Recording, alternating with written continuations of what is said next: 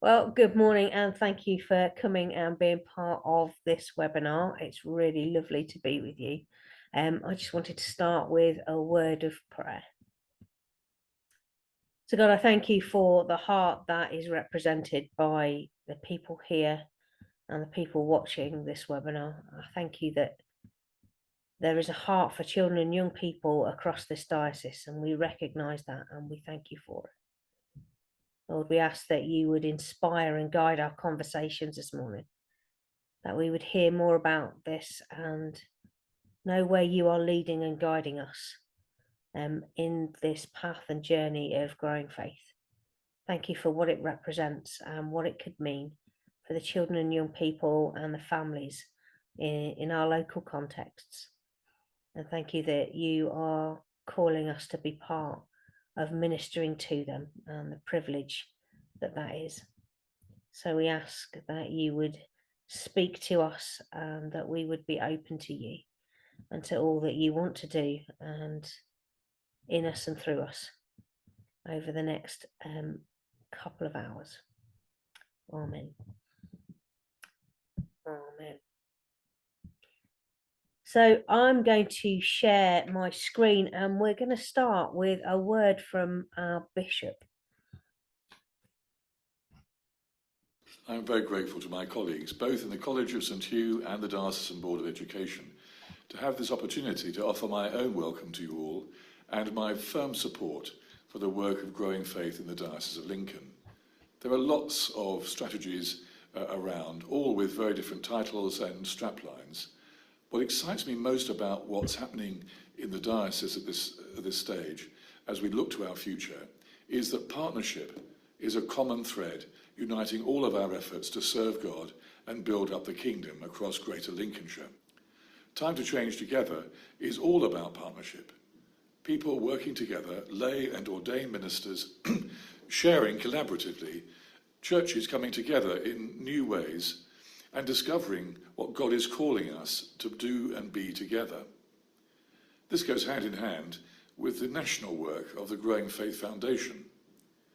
If you're a visual thinker, you'll appreciate the three overlapping spheres of church, school, and household. Through working together, we want to serve the young people in our schools and our parishes and help them to discover and explore faith for themselves. The education of our young people has always been at the heart of my own ministry, from parish priest to bishop. For 5 years, I served nationally as the lead bishop for education in the House of Lords. It was my privilege to introduce Growing Faith as an initiative and to commend it to the House of Bishops. We've come a long way since then. Locally, I hope many of you will remember from my enthronement back in November last year that I wanted to begin my ministry among you by celebrating the presence of children and young people in the life of the church. Not the church of the future, but the church of now, with promise for the future. And as we look to that future, a future shaped by the 5 marks of mission, a future in which we want our churches to be younger, more diverse, and more representative of the communities we serve, there can be no doubt that we need to be working in joyful partnership with our local schools. Growing Faith looks at this overlap of church, school, and household, at the place where all these intersect. Think of that place as a door opening up to creative conversations about our faith, but one which asks some really hard questions of us. How is God calling us now to serve our children and young people? What are we going to do differently in our churches, schools, and homes that gives young people the genuine opportunity to explore faith for themselves and serve the whole church? I'm excited by the possibilities. In addition to the excellent work already happening in our schools and churches, we're beginning to see fresh signs of this creative approach. We have a thriving and committed DBE team working in and supporting our schools. A new cohort of children, youth and families mission enablers are looking with fresh eyes at the important work in the light of Time to Change Together. And I'm very interested to hear that some of our local mission partnerships are exploring how Growing Faith could form part of a stipendiary role in a new collaborative ministry team. This message today comes with my prayers and my blessing upon all of you as you share and learn about growing faith and what we might be able to achieve together for younger generations across our Diocese of Lincoln. May Almighty God bless you.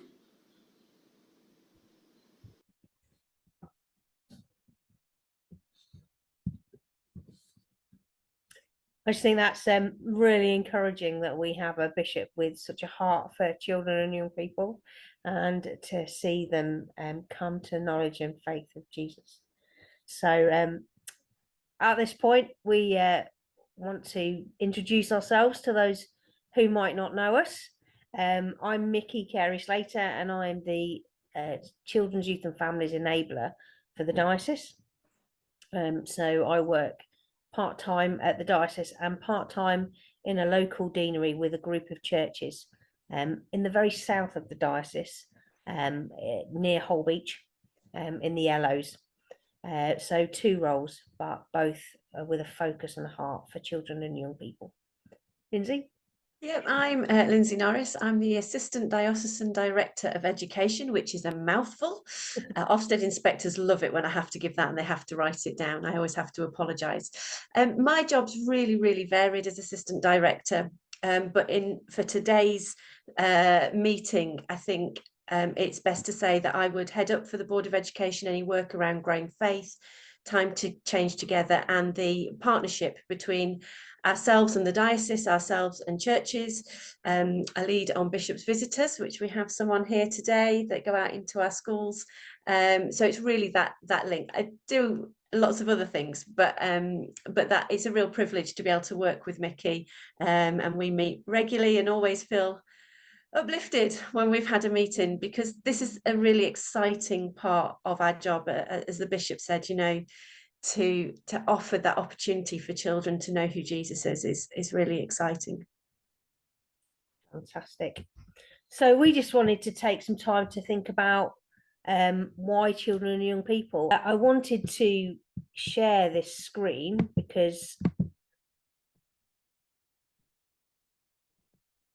I wanted to share some statistics that actually our quick poll kind of proves out, if you like. So the age at coming to faith, this is from Talking Toddlers research, say that 40% of children coming to faith are under 5 years old. 40% of people coming to faith are under 5. But actually the percentage of coming to faith, 76% of people come to faith under 18, which is a huge statistic when you think actually the focus of what we do in churches and across different denominations. Actually 76% is a vast statistic. I was quite surprised by the toddlers, 40%, but these are people who are active disciples, practicing Christians, have said this is the time when they came to faith. And I think when we look at the chat, that actually that shows out in even our straw poll that we've had today.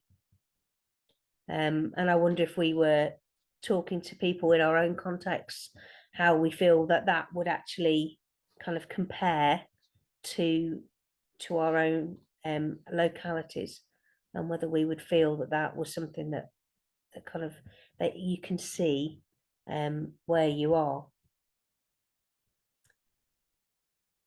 But if we look at the number of children and young people we have in our parishes, although 76% of people come to faith under 18, we have a diminishing number of children and young people within our parishes, and that unfortunately is something that we need to recognise. And if you look at Scripture Union, they are very keen to share the statistic that 95% of children are unchurched.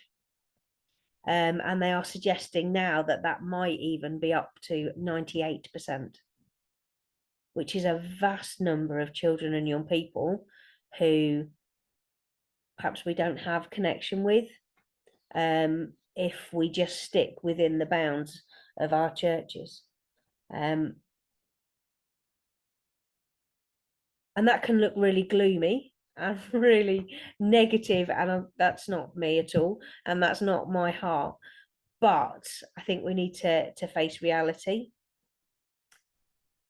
And the flip side of that is, because even though we might see a negative here in this particular slide, it doesn't mean that children and young people are not open, are not spiritual, because we all have an innate spirituality. We all have a sense of something other than ourselves, something greater and bigger, and we have so many opportunities to allow children and young people to explore what faith means and what that could mean for them. And it's about harnessing that spirituality and saying to them, come and hear more. We're going to come to you and you can hear more. And how can we question and discover? Because actually children and young people are questioning, are wanting to hear and find out more about the things of faith and about spirituality. I went to a really interesting podcast from Youthscape, who have a lot of research and statistics. But the podcast was about spirituality with children and young people, and the rise in something called witch talk, which young people are, there are cohorts within young people that are exploring spirituality because they're hungry for something, but the hunger in them was for belonging and identity and purpose. And actually, if that's the hunger that is in our young people, there is no better place for them to find identity and belonging and purpose than in Jesus. And we have the answers to that longing in Jesus and in our faith. And so while we perhaps have some really concerning statistics, and we might recognize that as a church we want to do more, the environment that we're speaking into is hungry. So I remember going into a school a fair few years ago now, and I was sharing about Easter, and we were showing a video of Jesus dying on the cross, and we put it to a Coldplay track, and it was really lovely and powerful, and we really felt that we were kind of sharing something of Easter, when a young person in year 7 said, "Who is that? Who is that on the cross?" And my heart broke, because I couldn't believe that at that age that they didn't know that that was Jesus on the cross. And we explained that was Jesus, and we explained why he was on the cross and what we believed. And I left that session having seen a class of year 7s in tears. And as I drove away, I was really cross. I was like, well, how can they have not heard? How can they have not heard about Jesus and what he has done for them? And what kind of world are we living in? But I really felt God kind of challenged me about that. because what he said was, they haven't rejected me, they haven't heard yet. And actually, the opportunity of a generation who haven't heard is incredible, actually. And what we are recognizing is, even in my generation, many people haven't come to church in the way that I did, and certainly in the way that generations before perhaps did. But what we have is an incredible opportunity to share faith in a way that they haven't heard before. There's a freshness to what we're sharing, and that provides us with a huge and unique and beautiful opportunity. So let's not get too bogged down in the negative. The Church of England have a huge vision at the moment to double the number of children and young people disciples in the Church of England by 2030. It's their first outcome that they are looking for in their vision and strategy. And what I'm really excited by is it isn't just about numbers, because we've looked at numbers, and numbers kind of shape our thinking, and we need to be aware of where we are and what's happening. But what we don't want is numbers that don't reflect hearts that are impacted by Jesus. Because at the end of the day, what we're not about is saying, if we have lots of children and young people in our churches, then our churches won't die, that we will have enough funding for the roof in the next 20, 30 years. While that might be important and might be in our hearts and in our heads, the reality is we want children and young people to have an encounter with the person of Jesus Christ. We want them to know him, to be part of his kingdom. We want them to have a faith that is alive. And that's my greyhound. But that's the heart of what we want. We want children and people to know that they are loved by God, and to love him in response to that. So as we hold on to the reality, we can hold on to the opportunity as well. So with all of that in mind, just a moment to think and to maybe share, what could our response be? What do we think all of these things mean for us as ministers? What does this environment that we're speaking into mean for us? Any thoughts, anyone? Well, just that, although that's true, the numbers of children and young people in churches has continually, flowed a little bit up and down, but definitely down at the moment. Within church schools, they are all encountering God. And I have to say, in some community schools, you can call them that, some schools go above and beyond perhaps what's written down in what they should or shouldn't be doing, and through their interaction with individual members of staff, because it's by how we speak and act and help each other that all people, young or old, encounter God. So, they are. That's really all I wanted to say. So I don't think it's as gloomy. It's just tradition. If the parents are going off shopping on a Sunday, young children haven't got much option, have they? And so many clubs, football clubs. We had a committed family, but when the children got to age wanting to play football, and that was the club to go to, they're off to football. And, from a child's point of view, you can see that's the priority at that moment, isn't it? I'm really glad you said some of those things, Jackie, because I'm going to pick up on some of that in a little bit, and I think it really links into what Christine said earlier as well. So yeah, anyone else?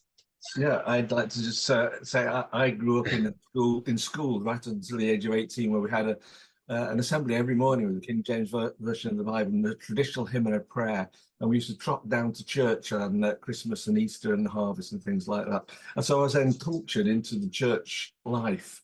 And when I was 13, I decided, did I want to believe in this or not? And to be honest, I decided to believe as an insurance policy because, you know, just in case. And grew from there.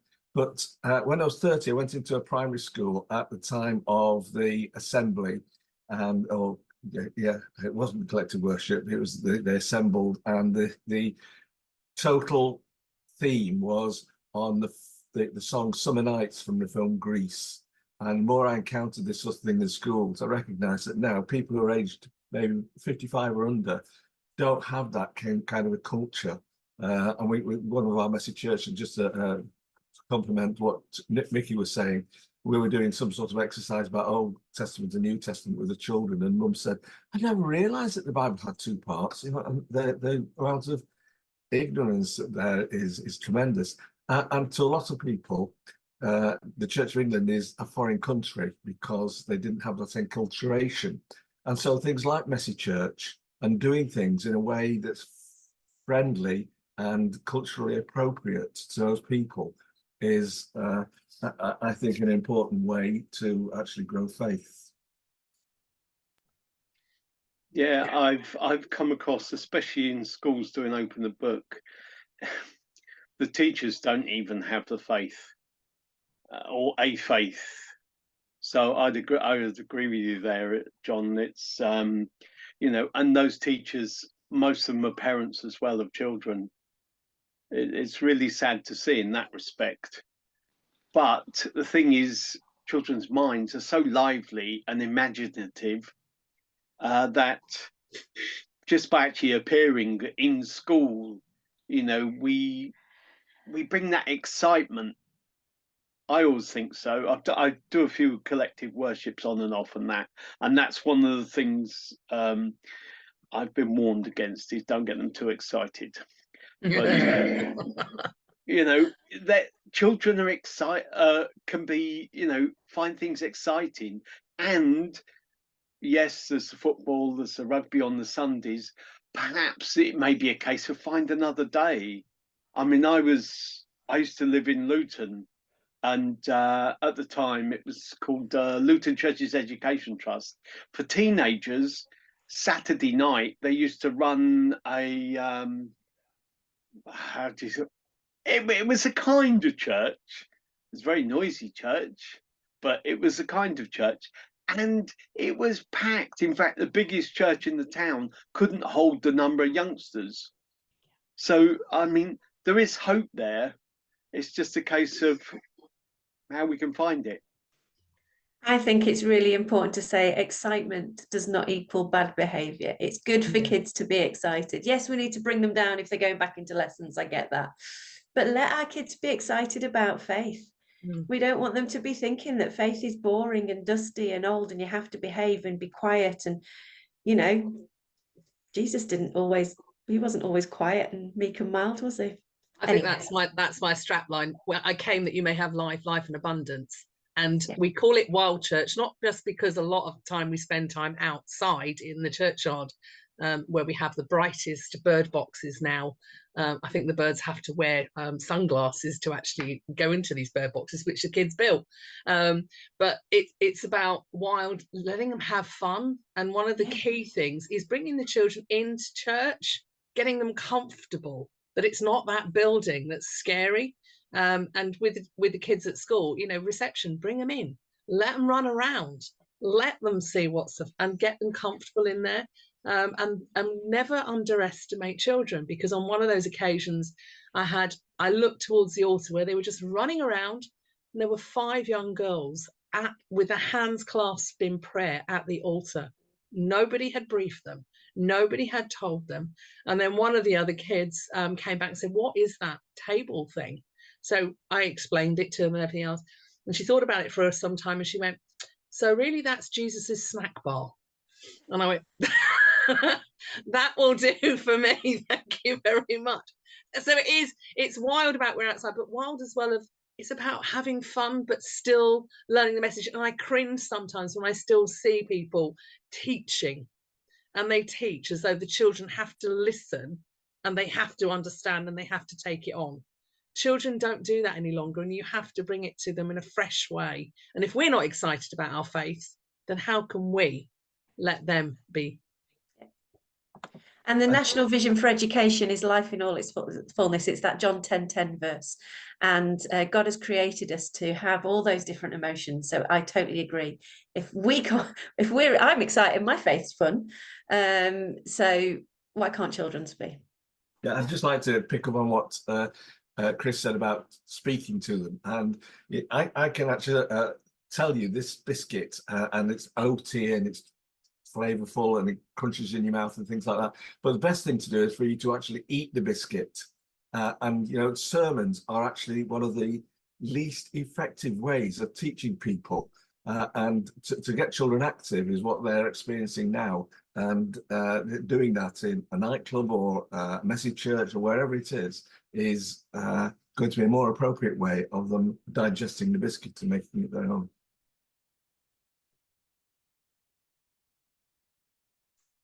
Sounds like there's some really exciting things going on, doesn't it, Mickey? Shall we shall we move on to Lucy's video, and then what I'm going to do after that?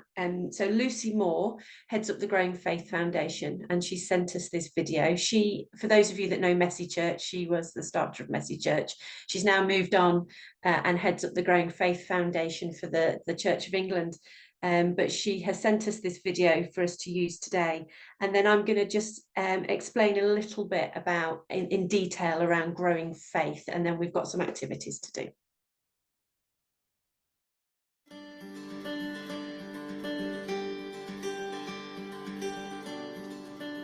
Hi, my name's Lucy Moore and I'm from the Growing Faith Foundation in the Church of England in the Education Office. Lovely to be with you even at a distance today, and I think the first thing I would really like to say kind of over and over again is a huge thank you to you and to everyone in your parishes, in your schools, in your homes, for all that you do already to put children and young people at the heart of all that we do as a church. That's what Growing Faith is all about. It's about the culture change that says we want to bring about culture change, to put children and young people instinctively at the heart of all we do as a church. And the Growing Faith Foundation is there just to help that happen, so that everything's working together from a national, diocesan, parish, local point of view. We all work together with children at the centre. It's actually a really exciting time to be part of the Church of England, I reckon. I don't know whether you agree with that, but I think the kairos moment, that moment when God says, here's an opportunity, use it or lose it. The wind of the Spirit's blowing here, and we've got opportunities and things that we can grasp hold of, doors that we can step through. It's up to us whether we take hold of that opportunity or not. But lots of things are coming together to say, we could do this now.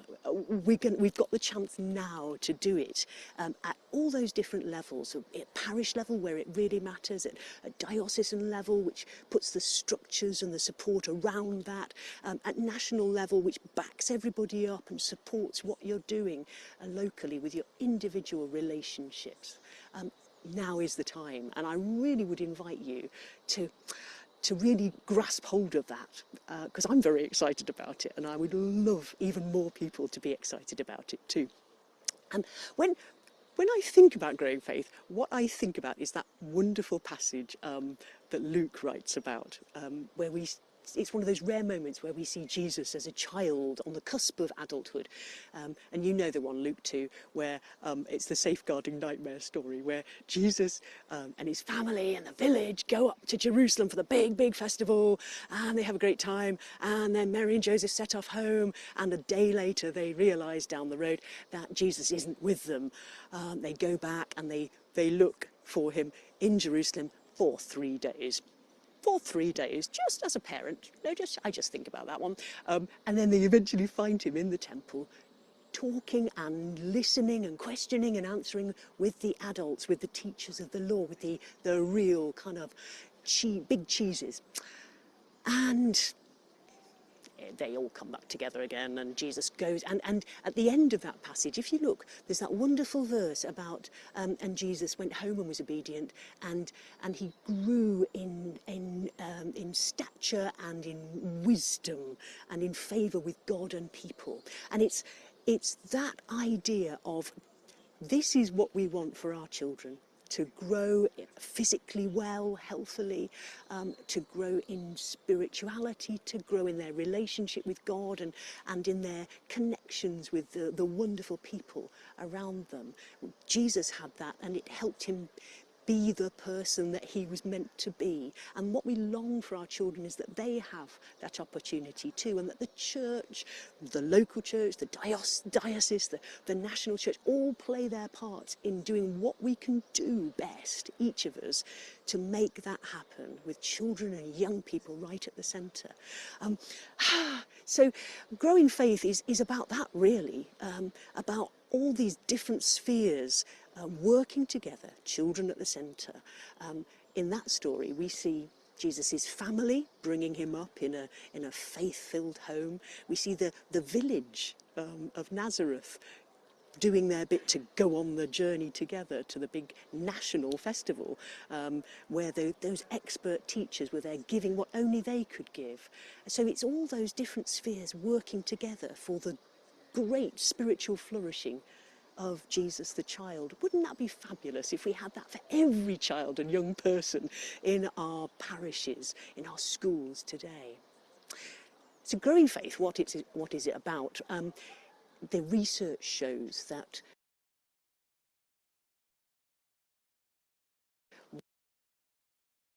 when church and school and home work together with the child at the centre, the child's spirituality stands the best chance of flourishing. It's Faith in the Nexus. You can look it up. Great research. But it just makes sense, doesn't it, that when we work together, when we notice what the school's doing, when the school notices what the church is doing, when the church backs up the parents and the parents tie in with what the church and the school are doing, then that child's spirituality has the best chance of flourishing. And so in Growing Faith, what we're doing to try and bring about a culture change whereby all of us put children and young people instinctively at the centre of things is we've got things that you can join in with. Really, they're all really exciting, actually. One thing that's coming up is the Growing Faith Strategic Leaders Programme, which is about growing in strategic leadership, strangely. And we're running that with a real lens of children and young people, and thinking about our ministry, our leadership, not just in children and youth work, though of course that's there, but if you're a diocesan leader of any sort, if you're a vicar, if you're an ordinand, if you're a curate, if you're a lay leader, if you're a diocesan secretary, any sort of role, will really enjoy this course. So it's a year course, it's self-led learning, it's community, it's relationships, it's purpose. You can find out all about that on our website, just look us up. We're also you could also get involved in networks. Growing Faith networks are fabulous. They're ways of bringing together people who are concerned about the same area, who are expert in the same area, shaped by people who are in that field. And it's ongoing learning. It's very gentle, informal learning, relational, purposeful, never a waste of time, always beneficial for lots of different groups of people. Toddler group leaders, again, ordinands are just starting, school chaplains, anyone who wants to bring that Growing Faith lens into their work.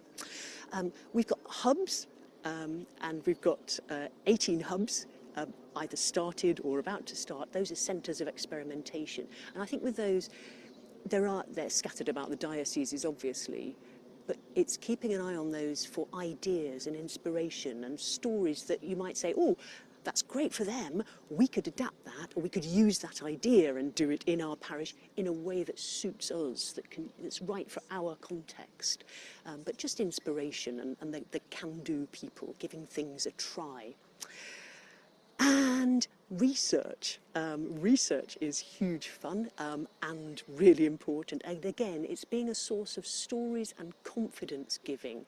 And so we've got about 12, 13 research projects going on at the moment. And like the hubs, we're hoping to have another set of research projects starting in 2024.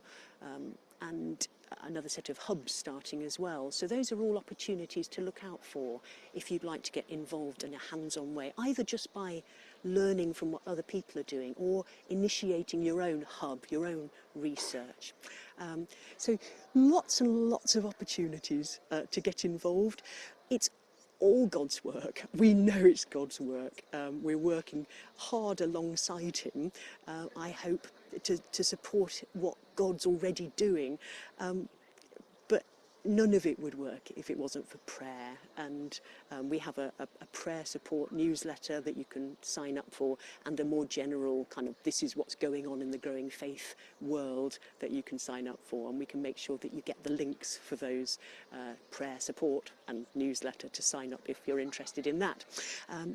So really, just to finish, thank you so much again for what you do. The Growing Faith Foundation isn't for people sitting in an ivory tower somewhere. It's everybody in every church, every school, every household. It's a whole network of people around the country who want to get stuck into this and really change the culture for the better.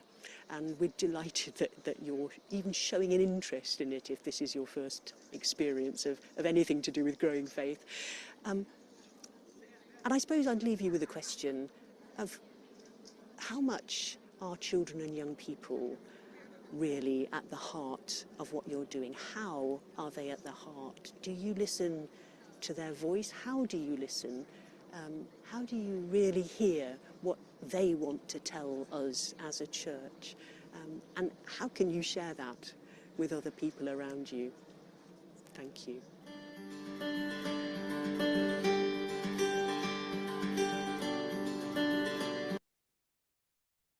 Wonderful. Lucy's always so animated, isn't she? She's great. And myself and Mickey we had a meeting with her earlier in the year. We do go to the Growing Faith meetings. We've got somebody coming along later who is on the Strategic Leaders Programme. I know me and Mickey have talked about that programme and whether that would be beneficial as well for ourselves. But what I wanted to do was really sort of put some meat on the bones, as it were, about growing faith, if that's okay. So, and I'm going to give you some examples of what we have been doing from an education point of view, and what some of our schools have been doing to just start to spark some ideas. This isn't about giving everybody a long list of things to do. This is about what's already going on and how can we really fit into growing faith. So, Lucy talked about the Faith in Nexus report, and I see, Andrew, you've used that a lot in your children's ministry degree, which is great. The research was done because of those figures, and I want to talk about those figures in a little while of how many children are in church. And some of the things came out that, you know, many children come to faith, but it doesn't continue into adulthood. And there was a couple of things that was more than a couple, but a couple of things that came out about that. One of them was that some children said, we don't hear about adults talking about their faith, which surprised me because I never shut up about mine. So that was one thing, you know, and we've taken this to heart. In fact, it was Bishop Nicholas, I think. Yes, when we did our Church School Festival, for those of you that don't know, we invite all our schools to bring their year sixes to the cathedral every summer. So around May, June time, if you're contacting me, bear with me because I'm in the cathedral with 300 children, 350 children every day.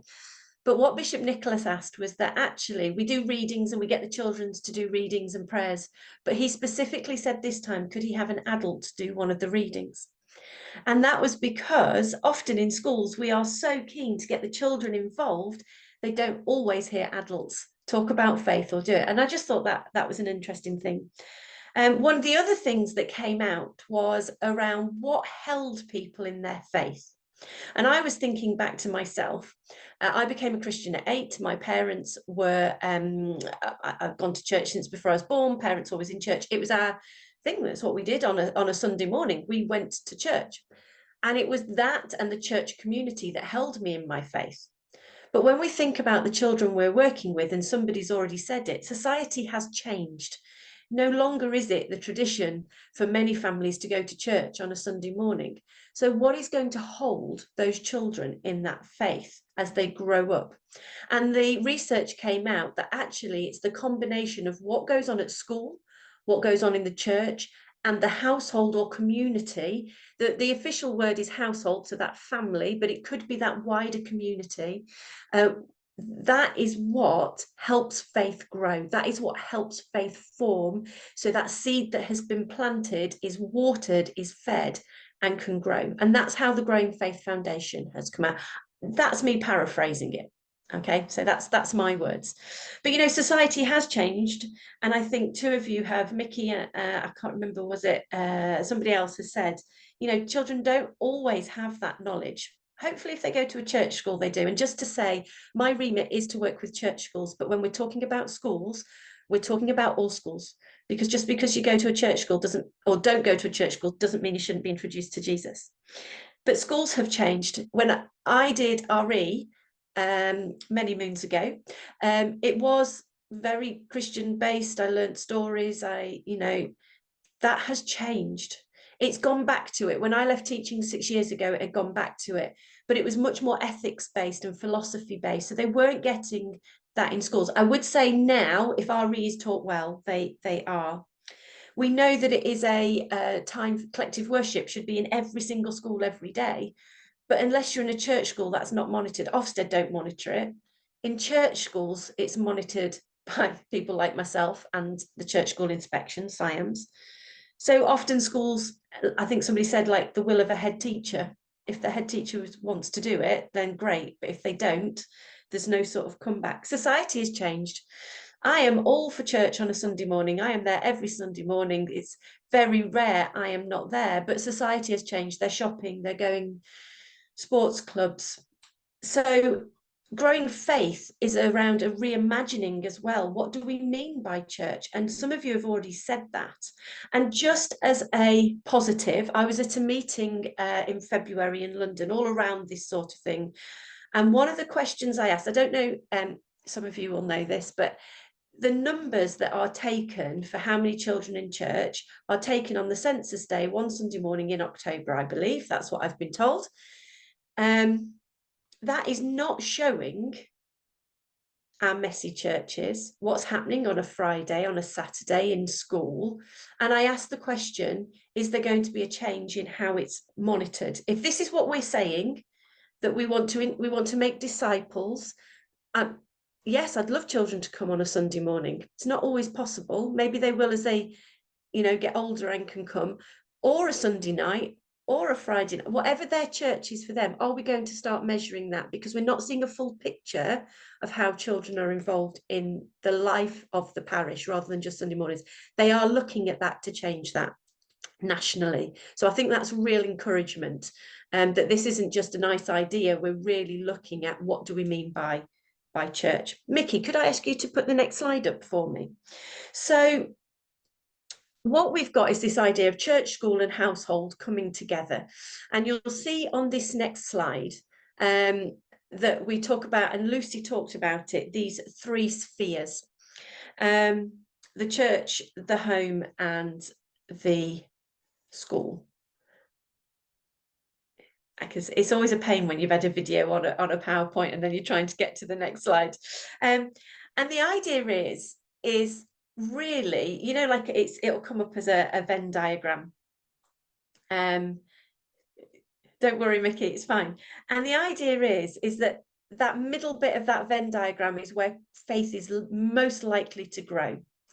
And what we do is the work that I've been doing with some of our schools is looking at where some of these things meet, but perhaps not right in the middle. So it may be that, there we go, wonderful, thank you. So it may be that schools and households, we know they do a lot of work together. So schools, for example, may hold a celebration worship on a Friday. The parents come in, they learn about the values of the school, they hear the stories, there's work done there. Churches and households, you work with the community that you are in. Schools and churches, particularly with church schools, work closely together. They have to. But that bit in the middle is where young people's faith development really grows. So what we've been doing with some of our schools, we brought a group of 10 schools together, pilot schools, we've called them our pilot project. And we got them, I think, is there another slide, Mickey, with where they can write in, I think, is that my next slide? Yeah. So you'll see here, you've got the 3. We asked them to map out where things were happening, and we brought schools and we said they needed a church representative, whether that was the vicar, a church warden, a foundation governor, the bishop's visitor. So they brought 3 or 4 people, and we mapped out in their school and church and community or household where things were happening. And there was always things in church and household, household and school, and church and school. There was less, I wouldn't say there was none, there was less in the middle. And what those schools have gone on to do is work together to try and develop that. Now, for some schools, it was a tweak. It wasn't starting anything new. And this has been quite school-led rather than church-led. For others, it was starting something new. And in a while, we're going to do the same exercise.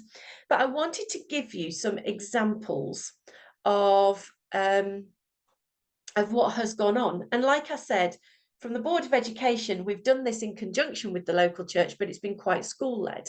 You may be thinking about how can we do this church-led? And it may be that there's things that you already do that need tweaking. It may be this is sparking some new ideas. And I've got a number of ideas that schools have been doing. Mickey, I'm going to let you share about the ones at TID, if that's okay.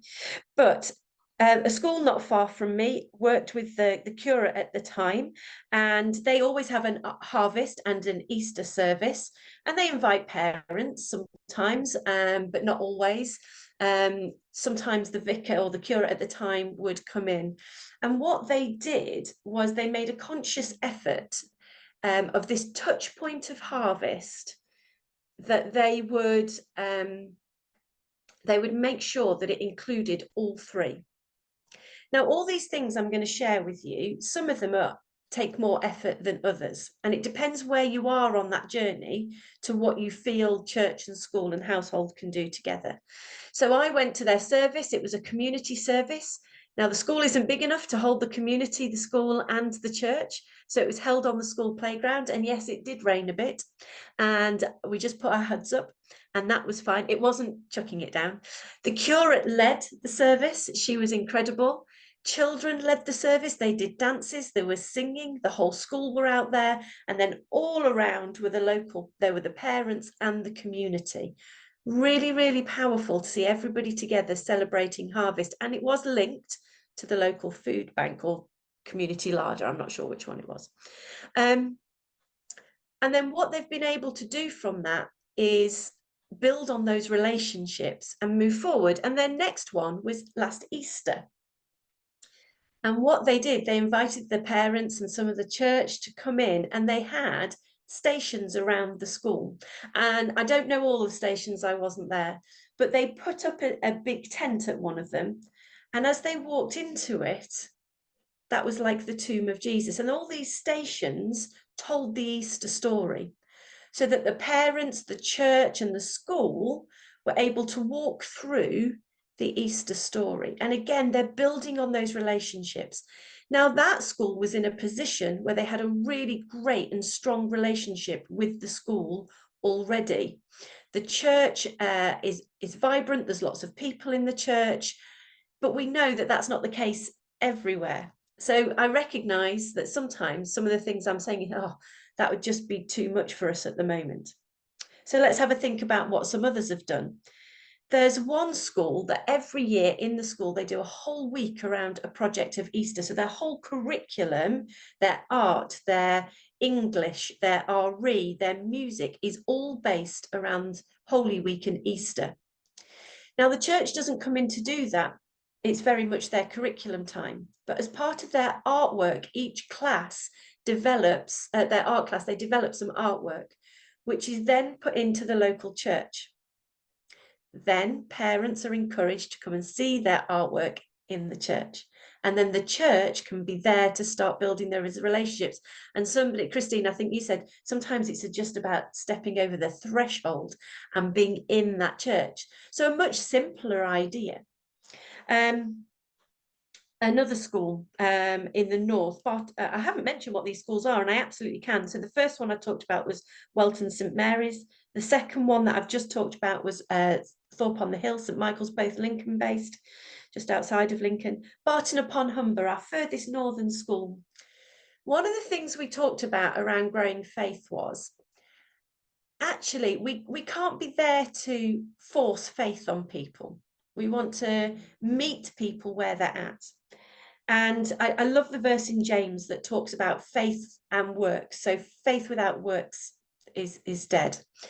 And this school really took that, and they knew a real need in the community was uniform for children. It's a very deprived area, and or parts of it. And what they did was, and I think anybody that was at Synod will have seen one of our head teacher talk about this, because she did a video for us, was they set up a uniform bank, but it wasn't working in the school. People felt uncomfortable coming. So it was set up in the local church. And the first thing and it grew and grew, and other schools have got involved. So I don't know how many times a year it is, but they set out all the uniform and they recycle this uniform, and parents can come in and get the uniform they need for their children. But as we spoke about it more over the year, we realized the church had just become another building to house this. And that's not what we're trying to do. It was so what we talked about was, how can members of the congregation be there to meet people, maybe have a cup of tea station, where you can say, come and have a cup, you've got your uniform, come and have a cup of tea, have some toys out for toddlers, start to build those relationships, because these things are not going to happen overnight. Another school up in Grimsby have started an after school club. I think it's all around the environment. And one of the things we talked about was, again, this is not just about the church coming in to run a club, because that doesn't fit with the church, the household, and the school. So the school needed to be involved, and there needed to be opportunities to bring the parents and the household in. So it's been a joint venture, and I need to contact them because I want to go up and see exactly how that's worked. So again, there may be, you know, that there's messy church within your local schools, but how can we make sure that church, that household, and that school are involved? I've got loads of these examples, so I could go on forever. There is a cafe church in Navenby. So after church, families can come. They don't take part in the formal Eucharist service because that's alien to them. But they come. There's things still on the same theme of the same reading, but the circular tables put out. They come, they have biscuits, they have drinks, and there's things for the children, there's things for the adults to talk through the reading of the day. But again, it's adapted so that it's, because many of these parents and these families, like we've said, may not know the stories of Jesus. Forest Church, that was incredible. And it sounds a little bit like Wild Church. But again, the school came to the church one day, and every class came, and the local church led collective worship, but it was outside. They built trees with wigs. They had seeds to look at, and they read through the story of God's creation. So every member of that school did that. And then they were invited to, on a Sunday afternoon, to come and sit in the same area of that churchyard where they lit a fire. And the curate at the time had a guitar. She's now a vicar elsewhere in the diocese, but she had a guitar, and they had church. And again, it was that tweak of, don't just have the church and the school working together. where can we build up? Mickey, do you want to just quickly share, and then I've got one more thing to say, and then we'll move on to the spheres, but about what's been happening at TID? Yeah, so TID is right on the Cambridgeshire border, but it's in our patch, and we have been doing Open the Book as an ecumenical project for a couple of years, almost 3 years now, and the team are fantastic, and they really have connected with the children at the school, and the school approached us as part of the Growing Faith project to ask us to lead some kind of after school activity. And so we set up a Messy Monday, and again, it's not just the local parish church who's involved. We have people from a local Baptist church who come as well, and a vicar from another church, because they have a curate in the other benefice, and they're really quite stretched. So it's a real kind of ecumenical, everybody in kind of partnership.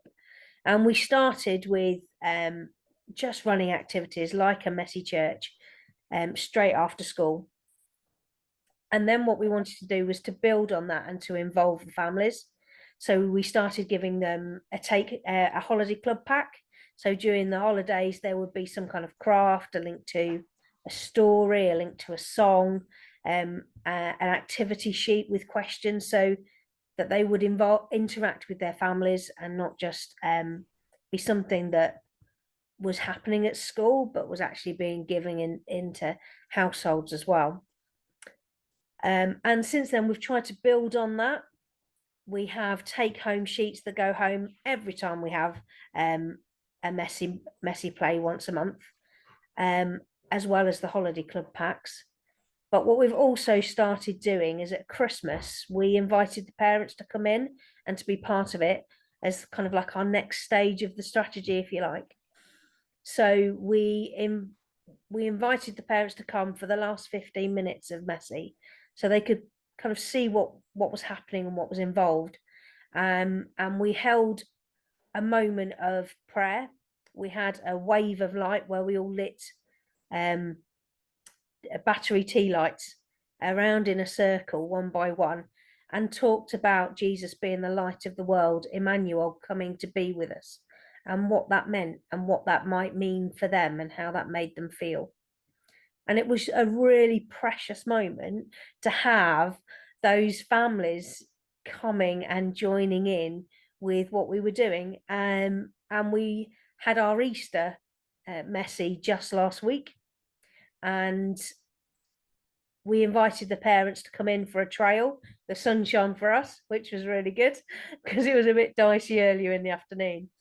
But they all went round with their children and explored the trail of Easter. And we just had a moment together to pray and to celebrate being together. And again, they took home a chat mat for them to explore Easter together. And it's proven to be a popular thing. The kids, they love it when their parents come in. They really love it when they're involved. The excitement of seeing that their mum or their dad or their carer, it lights up their faces, actually, and they're proud to be involved in Messy and to enable them to be part of it. But it's really exciting to see how that's growing. And we've had one young person, their parent has connected with our church through a warm space, as well as through the Messy Church. And that young person has joined our church youth club as well. So we have a Bible study youth group once a fortnight, and they are very much a part of it now. And so we can just see the impact that it's having. It's really exciting. Thanks, Mickey. Yeah, I had the privilege of being down there for this Christmas one. What I am attempting to do, but it's failing miserably at the moment, I will get there, is all of these schools that have been working on this with their local churches. They've written up for me what they've been doing. That was last academic year, and I'm putting a booklet together of all those as examples. But equally, I'm going round, or I will be. I've done Mickey's so far. I still need the head teacher to do a bit for me, but videoing what's going on. And they will be housed on the Board of Education website, and I believe the diocesan website as well, to give people ideas of how things have worked, the pitfalls, the things that have worked well. So it was really lovely. I videoed them all singing Away in a Manger in that circle, which was great. I just want to talk about one thing that just really struck me as well is we've talked about that belonging. And I truly believe you have to belong before you can believe, and to feel that you are part of something. There's other ways God can move, I know, but there's something about this, you know, that young person feels they belong to that group now, wherever they are on that faith journey. One of the others I forgot to talk about was a school that I don't know whether they're starting from scratch, but they're further back on the journey perhaps. And all our church schools have to have a theologically rooted vision. Now, this is a specifically church school example. All of them have been, but I think all of the others could be done in community schools as well. But this one, they wanted some artwork around their vision to be in their school. And it has to be theologically rooted. That could be a Bible verse, it could be some other theology, that's fine. But what they decided to do to start building the relationships between the church, the school and the household was bring the school, people from within their school community and the church together to create some artwork to go up on the wall. So you may think, how on earth is that church related? It was about building those relationships so people felt like they could belong, and then that can develop. One of our schools that we work with are a real hub for their community. Again, parents with great needs, families with great needs in that area. And what they're finding is when those children go off to secondary school, the parents are still coming back to say to them, I don't understand what the secondary school has sent to me, or how do I access this? That school has become the hub for that community. It used to be the church, but somehow we've got to draw those together so that when a family is in need, if they don't have that school connection anymore, they go to the church. And it might be that it's the school and the church combined, but those relationships have to build. And through that, faith can grow. I truly believe that, and we can see that. So there's all sorts of things that are already going on. And I know that there's things going on that you are doing that perhaps I'm not aware of, or Mickey's not aware of. We are trying to find all these things out. Mine's from the school perspective, Mickey's looking at the church perspective. And so we work really well together. So if there's things going on that you think fit into this, please let us know, because we can film it. We can put them in our booklets. We can get case studies on our websites. But what I think we're going to do now, I was frantically messaging Mickey in the video, because I think we've just changed the order slightly because I think it works. Is Mickey sent out yesterday, I believe, these 3 spheres. If you haven't got that, don't worry, grab yourself a piece of paper and a pen and draw the spheres. And what we'd like you to do is map out what you know, either pick a school, pick a church, whatever your role is, what is already happening, church, household, household, school, church, school, or that middle bit. What's happening, not what you want to happen, what is already happening. Try and use one colour, because this is useful. But during that time, we're going to give you about 20 minutes. And use that time as well to go and make yourself a coffee, nip to the toilet, so you can turn your cameras off if you want to. And then, so shall we say 1:15, Mickey, to come back? Or is that, I'm thinking about when Johnny's coming. Is that not enough time? Maybe 10 past. Let's go 10 past. Then when everybody comes back, we're going to pop you into breakout groups with some questions to discuss around what you have done on that. So yeah, it'd be about, come back at 10 past. So grab yourself a cuppa, nip to the toilet, do what you need to do, but do those 3 spheres. So where you are based, what is already working, and we'll talk about where the real strong points, what's working well, are there any gaps? Or if you've got any ideas sprouting from what we've been talking about, where are the easy wins, everybody is busy. This is not about creating lots of work. It might be tweaking things. It might be really easy things that you can do. So we will, I think, stop the recording at this point, or pause the recording is probably the best thing to do. So that, and you can turn your cameras off. And we'll give you an opportunity to, I'm going to go grab a cup of tea and just start filling that sphere in, and we will see you back here at 10 past. Wonderful. So I hope that's given you time to map some things out and also grab yourself a cuppa.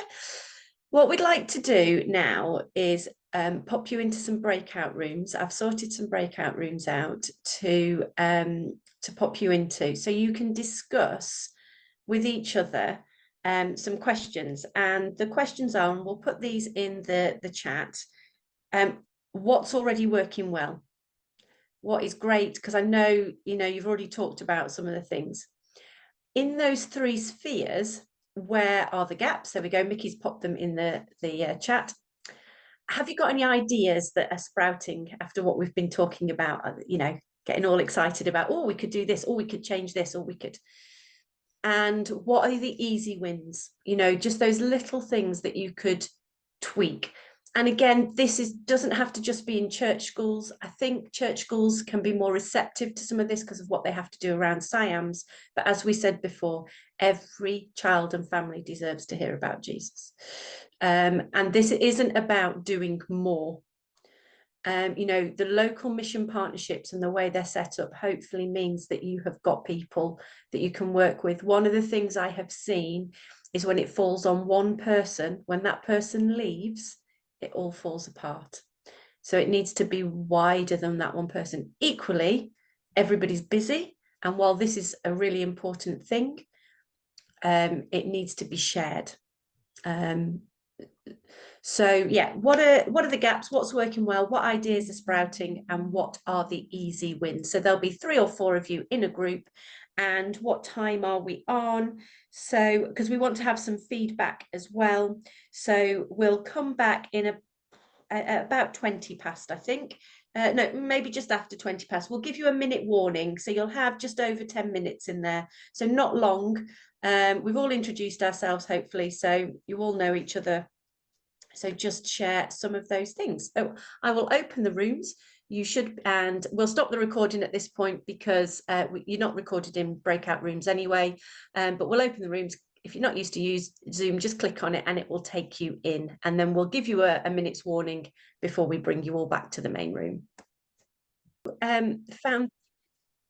So I hope you found that useful. What we'd like to do just quickly, because we are, you know, it is a Saturday. I know some of you, it is a working day, but it's not for everybody. So we want to honour our time. And we also, you'll see there's an extra face on the screen. Johnny's going to be joining us to talk a little bit. There he is in a moment. But we just would love some feedback from your groups, really, what you talked about, any ideas that you talked about. So we'll just let you speak, really. I won't come around each group, but if there's anything, we only have about 5 or 10 minutes, but if there's anything particular that you think would be useful for everyone to hear, over to you guys.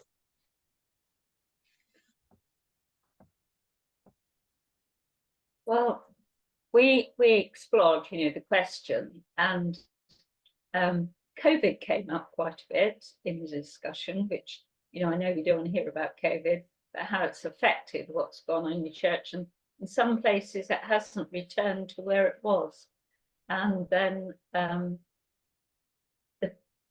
people involved that would be instigating things perhaps have their own personal issues that, you know, they need to overcome before they can, you know, develop further. But, you know, within my own church, which is not where I carry out my bishop's visitor role, but where I've lived a very long time and was involved in the schools, both schools over the years, there is a link to the middle part, but that's instigated between church and school, and then that draws the family in. So not just services for the schools, but community things, such as we have a a flower festival, there's a medieval festival, Christmas tree festival, where often there are either and/or displays from the school, children taking part in things, services for the schools, where the families are encouraged to come along, and they do. And in fact, the school services see the church absolutely packed. And one primary school has to have 2 services, because although we're a very, very big church, can't get the whole school in. So, you know, that's something to be going on with. And we're hoping in our church, All Saints, to start up a messy breakfast, because that way would be to be a help to the families, you know, providing a meal, where many families are struggling, but also might encourage the parents or mother or carers to stop and have a meal with us, and activities can take place. But one of the problems is, with the aging population of the church, to get some people to volunteer, you know, once past 75, they think they're too old, whereas I'm way past that, and, you know, you can carry on. And I think that's the beauty, hopefully, of the local mission partnerships. It doesn't fall on one church, but also working with the school, because they'll be doing breakfast things as well. Yeah. So is there a way that you can combine the two? So you don't need lots of volunteers from the church, lots of people from the school, but you can do it that way. It's always looking about tweaking. Thank you, Jackie. Anybody else? Yes. Sorry, Chris. One of the things that we do as a Messy Church, and to draw parents in, we've done a couple of things. In November, we did a reverse Advent calendar where they got we persuaded people to think about food bank and contribute 25 items for food bank, and that was very successful. And we got some money from the Transformation Fund. Unfortunately, Hon could do it 1 year, but it was very successful. We got Meaningful Chocolate Company Advent calendars, and in these they've got the story of Christmas in a little booklet, and we got stories back of parents and children together read it at home, reading the story of Christmas, and it was effectively a Bible study for people who've never done Bible study, and that was good. And another thing that we do also at Christmas, it sounds heavily focused on Christmas, is a promenade nativity around the village green, which is a bit of humour. So the 3 kings come up, and one in a bicycle, one in a car, one in the scooter blowing water, and they're stupid. They don't know what presents. And one of them's got some Baby Bell cheeses because it's for the baby cheeses, and another's Elvis because he's a king. And we have to put them right and tell the story that way, but it ends up in a spiritual moment.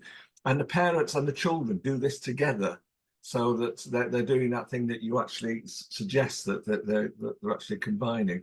And we get about 60 people coming along to that, so it's very popular. And I guess it's looking at that, isn't it, and saying, how far are the school involved? How far do we listen to children and what they want? Because it sounds really successful. And then the question is, and people hate this, but what next? Because that sounds so successful. How do we then translate that into something that runs more often? You know, the rhythm of the natural rhythm of our world and the church are really great to draw people in. And then it's like, well, how can we build on that? So that sounds really exciting, and like there's some great things. Well, what you're saying is exactly what we feel, that how do we move all this forward? Yeah. Well, yeah. Christine. I've just got a couple of gaps. The hours it takes to prepare for a wild church, to come up with all sorts of different ideas, and when we are busy, it sort of like puts extra pressure. So somewhere, or signposting, or ideas that we can put them centrally somewhere where we can dip in and sort of say, right, I've got, you know, Easter Wild Church, give me some ideas, because sometimes you're just so busy trying to deal with all the other stuff that. Do you know about Muddy Church, Christine? Yes, I do. Yeah. So they But you have to go around Muddy Church, Outdoor Church, Wild Church books, and it would just be nice if we had a Norfolk Diocese have amazing resources on there, where they actually have a children's resource thing. That would be really, I think a lot of people would, because a lot of people are frightened about getting involved because they just don't come up with the ideas. So there's two things that have gone through my mind there, because I think that's brilliant. Number one, our Board of Education website we're in charge of, we can house whatever we want. Brilliant. We have a growing faith section that's got nothing in it at the moment. We have a Fantastic. collective worship one that needs updating, but equally, I believe, I don't know whether this would fit into it, Mickey, but the new portal that's been developed for the diocese, it's from the College of St Hugh. I don't know how common knowledge this is or anything yet, but there will be a place there as well. So we will be coming back to you for ideas, but equally I can approach other boards of education. Can we use this on the website, which is what we do for collective worship anyway, but we can do it around the growing faith idea. So I think that's a brilliant idea, and that's something me and Mickey can certainly work on, can't we? Thank you. We And just do two have other things. Sorry, Mickey. We do have a Padlet board as the diocese that have different ideas, and it probably needs to be kind of maybe shaped with a particular growing faith focus. Yeah, that's brilliant. But Thank that you. has a wealth of resources. Sometimes you just feel I've got safeguarding stuff going on. I've got this. I just need an idea, and it's just like need something to get the creative juices going. Absolutely. Yeah. The other thing is I am blessed by ALMs here. Absolutely blessed. Unfortunately, the diocese and canon law is so far behind, because I've got ALMs I could send all over the deanery partnership, but they're only licensed to the benefice. We've challenged this, and we will be challenging it on the Bishop's Council, because we've got great ALMs that could go across the deanery partnership, but they are only licensed at this moment in time to the benefice, which is crazy. So any more you can put into that, because we're pushing from this way as well, but that would help. Okay, if I was going to say, I always say this, my background's not Church of England, so I don't always understand the different laws, but maybe, Christine, we can have a chat about where the Board of Education can perhaps put our weight behind some of that. So when we chat, I'll talk to you about that, and we can see, because yeah, I think, you know, you've got a ministry, and certainly within schools, if you're starting building things in schools, they're not bothered if it's an ALM or not. And I don't want to disparage what the Church of England are doing at all. That's not my thing, because I know there's rules and laws for reasons, but if there's something that we can do to and need sorting. Yeah, and the whole premise of Time to Change Together is that people move beyond exactly. Absolutely. And I think that is on the agenda, is that people will have more, if there's a heart and an ability, because not all ALMs will be able to move. I mean, certainly across LMPs, but deanery partnerships would be a next step that we can. Yeah, you see, we're working in the North East. We're already working effectively as a deanery partnership, and just dropping one thing in. It's very, very early stages, but we're looking at combining a new post with a sports missioner. Cool. Just to correct, ALMs are authorised where incumbents and readers are licensed.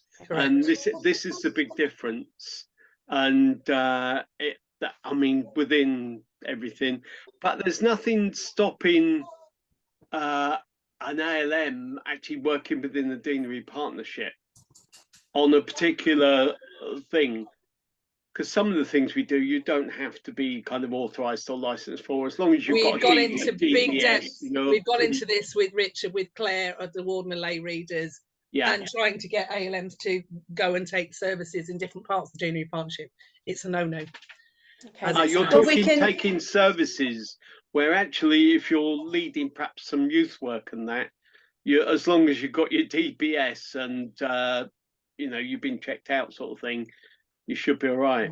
Well, we can have a chat about that and go into that, because I know it can get quite complicated with canon law and different things. So any other ideas that you talked about before we bring Johnny in, that you know, is there any easy wins, things you think you could tweak or do, Sally? It's a bit generally from the 4 people that I was with, they're doing quite well, and they've got some lovely ideas and what have you going. I think because of where I am, the LMP is very thin on the ground, and I know other priests because are covering other churches, but there's only David and myself in my 3 churches to cover the services. and trying to grow with a limited resources of people is very difficult. The So school yeah, generally is going well, though. yeah, I think one thing I'd say about that is, I think to start with, to talk about growing your service on a Sunday is one thing. I think, and that will come. But I think my thing is always, and I was having this discussion with someone yesterday, you know, where would Jesus be? He'd be where the people are. And if the people aren't in church on a Sunday morning and they're in the school, then that's where we need to put our energies. And I know we have to have services on a Sunday morning. There are certain things that need to be done. But I know, Sally, that you are in that school and you are making a difference to the children that you meet. So while it may not be some of the big things other people are talking about, there are still things happening. And that's why I wanted to give lots of different ideas, because you're all at different places and different stages. So I totally agree. You're thin on the ground down there, but the fact that you go into school and you've got a ready-made congregation in the school, okay, it needs to be inclusive, then we can't assume they're all believers, because they're not, but a ready-made audience to share the gospel with, which is so powerful. So I don't want people to come away from this thinking, oh, we can't do this, we can't do that. I want people to come away from, we're doing this. Is there a tweak? Does it mean more work that would help? Or do we just carry on building what we're doing and things are going well? I want people to come away feeling energized from it. Well, on a positive note with the school, they are now coming out and joining our coffee morning.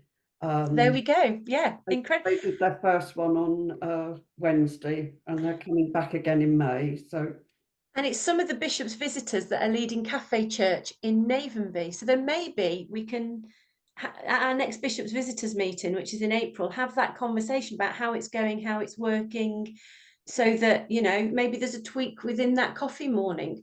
Who knows? Yeah. Emma. I've just got a maybe a quick win. In our church, we have WhatsApp groups for various groups of people, and I've got one which parents have to say they're happy to go on the WhatsApp group. We do all the legal stuff. Yeah. But on a Saturday night or a Sunday morning before church, I'll go on there and I'll put what we're doing with the children. So what we're doing in Sunday school, what are the puppets doing in family service? Because we do a family service each month with puppets up on the stage and everything. And we did, I kind of wonder whether it's a coincidence or not, because on a Sunday morning after I've sent that message, our Sunday school is full and we have lots of children come in to do whatever I've said we're doing for that day. But we went to one of the other churches in our group of 7, which doesn't have any children, but the bishop was coming. And I went on in the morning and I said, come to St. Seb's today for the service. They've got something really special planned. And when I spoke to the lady who ran that for the day, for that morning, she said half of the group said they wouldn't have been there because they'd have forgotten, but we had a message on WhatsApp to tell us to go. Isn't that amazing? Just something really quick and easy. And again, my question at this point is, how are the schools involved in that? How, you know, is there something you can do within the schools to encourage that? Because from what I'm hearing, that's church and families. So think about, you know, what schools, and we'll talk. One of my roles is, if it's a church school and you need that link with, I will put my email address below. I can help with that. Not so much community schools, but I'm really conscious of time and that Johnny's here. Mickey, I'll hand over to you. Yeah. But I'll pop my email in. But always think, whatever we're doing, is it including all 3? Because that is where we see faith grow. Mickey. One of the things we used to do in another church was take a puppet presentation into the local school at Christmas and at Easter. And then we would hold another session for the church families as well. And there was some crossover there. So maybe puppets would be something to explore with your local schools and develop the relationships through that. If that's, the ministry that, that your God is using with you, it's really exciting. But Yeah, I want to welcome Johnny Bell. Johnny Bell is, do you want to say a little bit about who you are and what you're up to, Johnny? Absolutely, yeah. Good morning, everybody. So my name is Johnny. I am the children's and youth worker for St George's Church in Swallowbeck in the south of Lincoln. I have been there for just under 4 years now. Been involved in youth and children's work for 15, 16 years, I think now. But moved to Lincoln in 2017. My wife Coral is an ordinand, and I've got 2 children, Jonah, who is 7, and Pearl, who is 5. Awesome, fantastic. So Johnny, you are on the Growing Faith Strategic Leaders course, and we wondered if you would just share a bit about what that actually is. Yeah, absolutely. So yeah, the Strategic Leadership Program is run by Growing Faith Foundation. It's a course for leaders who work across those 3 spheres of school, church, and home. It's a course that aims to provide a real collaborative learning environment, developing skills in your own leadership, then also your role as a leader in whichever context you've come from, and ultimately for those skills to have a kind of transformative impact on youth and children's work wherever you are. This is the 3rd year they've run the course. It's a year-long course, so it runs from January to December. It's around about 30 of us, I think, in each cohort. From a whole range of different contexts. There are youth and children's workers there. There are deanery workers, youth and children's advisors, people that head up mission and ministry in their diocese as volunteers. So there's a whole range of people on that course. Over the course of that year, we look at 3 different modules, which look at a different aspect of leadership. Within each of those modules, there's 3 kind of units of teaching. The course is run probably, I'd say, about 80%, 20% online. So about the majority of it is online learning, with a couple of gatherings here and there throughout the year. There's a residential in July. All the learning is put online, so you read through the content, which is a mixture of videos to watch, articles, chapters from books, podcasts to listen to. So it's a really nice variety of how you're taking that content in. And then they split you up into small groups.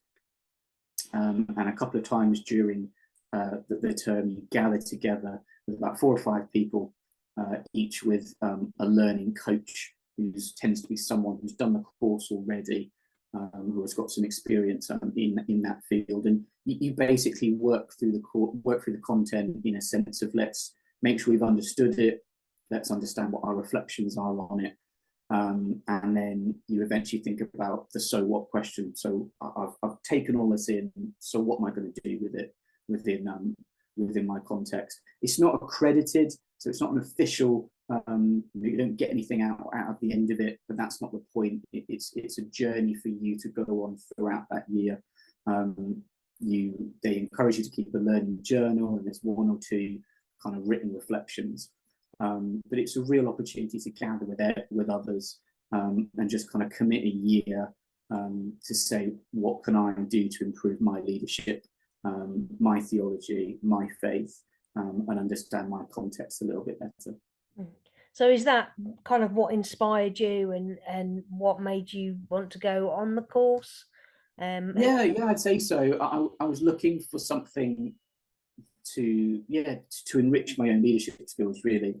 And everything that I was coming across was either going to be too academic, or was going to take up too much time and be difficult to fit into current life demands. And I'm part of the Growing Faith have a toddler network. So it meets a couple of times a term with toddler group leaders across the country. So if you run a toddler group, or you know someone who does, if you head to the Growing Faith website, I think you can find the link to sign up to that. The course was shared as part of that network, looking for applications for this year, and I thought I'll take a look at that. And as I said, the way the course is laid out means it's really flexible for me to fit into what I've got going on, and it's just at the right level for me, really. So yeah, I found it ticked lots of boxes. Cool. So have you seen, or how have you seen Growing Faith tying in with the work that you were already doing? So going through the Growing Faith kind of structure, it's a model that I've accidentally been using kind of since I started, really. I think it's a really helpful model to look at, to be thinking about what are we doing that's hitting that church sphere, the school sphere, and the home sphere. So when I look back at kind of the way that I structure ministry, it tends to focus around those three areas. You focus on what's already going on, what you'd like to develop it in your church. If you're in a situation where numbers are not where we'd like them to be on a Sunday, you can go, well, where are they? They're at school, so let's see if we can develop those links. And I think COVID taught us a lot about how to invest in those home relationships and what we can do to support people. So I think it's a really helpful model to identify gaps, and for us to strategically plan a bit and go, well, we're hitting that, but we're not hitting that. What can we do to help us do that? So it's a model that I think is really effective. Brilliant. So are there any projects that you're involved with or that you're looking to that you could share with us using the Growing Faith model? Yeah. So I think when I arrived at St George's, it was right in the middle of the first COVID lockdown. So instantly, everything we did was ticking that home box. It was going, how do we help the children and young people we've got, and ones that may be on the fringe of things? How do we help them in this moment? So all of what we did to do with kind of producing content, videos, activities, whatever it was all centered around that home sphere. And then once things kind of opened up again, we really just had a passion for building that community link again, which obviously people had not had. And as a church, we needed to reach out and really create an environment where we said, we as a church are here to support you as members of our community, as families in our community. We want you to feel comfortable and at home in this space. So we kind of formed a kids ministry around things like our toddler group and our messy church and our half-term holiday club activities. Those three kind of form the backbone for what we did, and get those really well established, get those functioning really well. And then again, once things opened up a little bit more, we could expand the work into schools. So we've got 4 schools in our parish. We've got an infant school, a junior school, a school that focuses on SEN, so special educational needs and disabilities. And then we've got an academy that does everything. So it starts at nursery and it goes all the way up to 6th form. So it's taken time to get in each one of those, and we've now, as of this year, only got in the last one. So it takes time, but we've built those relationships up now. That's now formed a real key part of the work we do.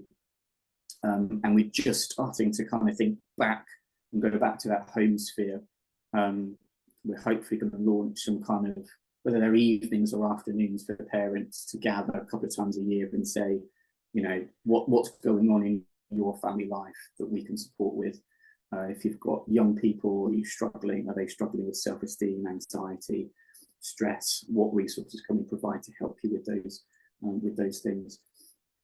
So it's really good to hear their voice within it as well. So I think sometimes we can come up with some really good ideas, but it might not actually be anything that either the school finds useful or helpful at that particular point, or isn't actually supporting where families need us to support them. So actually having their voice within the process can be really, really powerful. I think that's really, really good.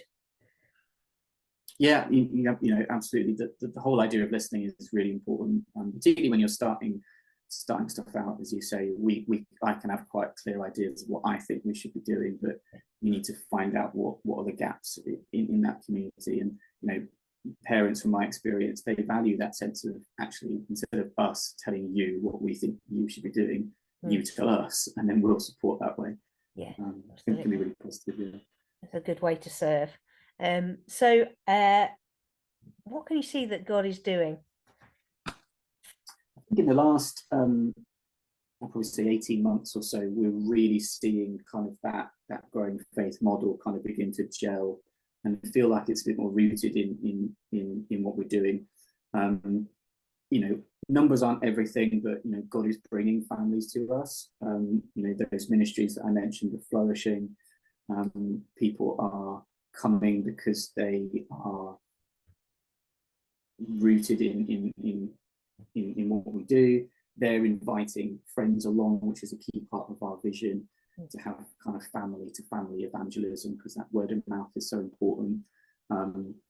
We're seeing a family that came, a lady's just moved back to Lincoln. She came along to our February half term kind of activity morning. Off the back of that, she came to toddler group.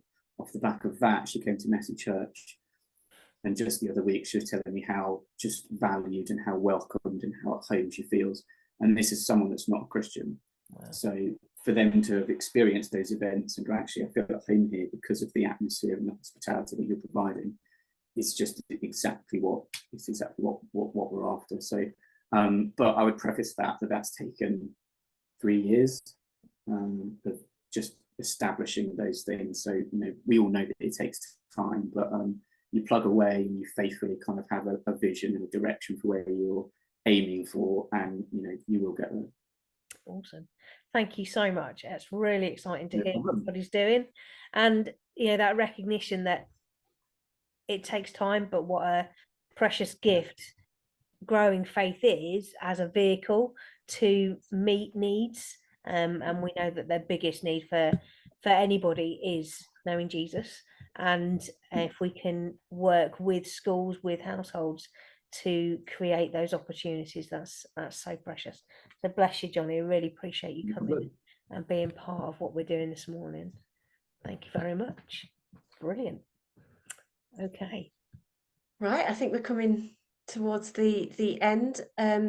I'm just really excited, actually, about hearing what's going on and that people are keen to be involved. We just thought, just to finish, obviously myself and Mickey are around all the time. I guess the best way to think about it is my remit is schools, Mickey's more within the diocese, but we work together on things. So if you want to chat to either of us about anything, I'm just popping my email address. I've put a couple of links in as well, the chat. One is for the Growing Faith Foundation website, and one is called Growing Faith Connections, which is about research that has been done already around growing faith. That's really interesting. So there's a report to read, there's cards. But I think just really to finish is we've got 3 minutes. So what's next for you? Okay, it may be you want to go away and talk to somebody about something. It may be that you're going to tweak something at church. But from this morning, what is your next step? I wonder if you could just pop something in the chat. There's some great things in the chat. We've got so networking, meeting with people, arrange that, time to reflect, thinking about what they're doing in church, a family service now going into the schools, perhaps do something to support the work in parishes because there's no priest there. There's loads of ideas, and that's what we want. It's the start of a journey. You've heard Johnny say, you know, it doesn't happen overnight. So it's been really lovely to be with everyone. Mickey, I don't think if you've got anything else that needs saying. No, but just, yeah, please do get in touch if we can support or encourage. Yeah. It's really, really encouraging for us to just be part of a group where people are just so passionate about children and young people, and ministry amongst them. So any way that we can come alongside and journey with you, steal your ideas, and you know, work together, you know, is fantastic. So please know that we're here to support you and to work together.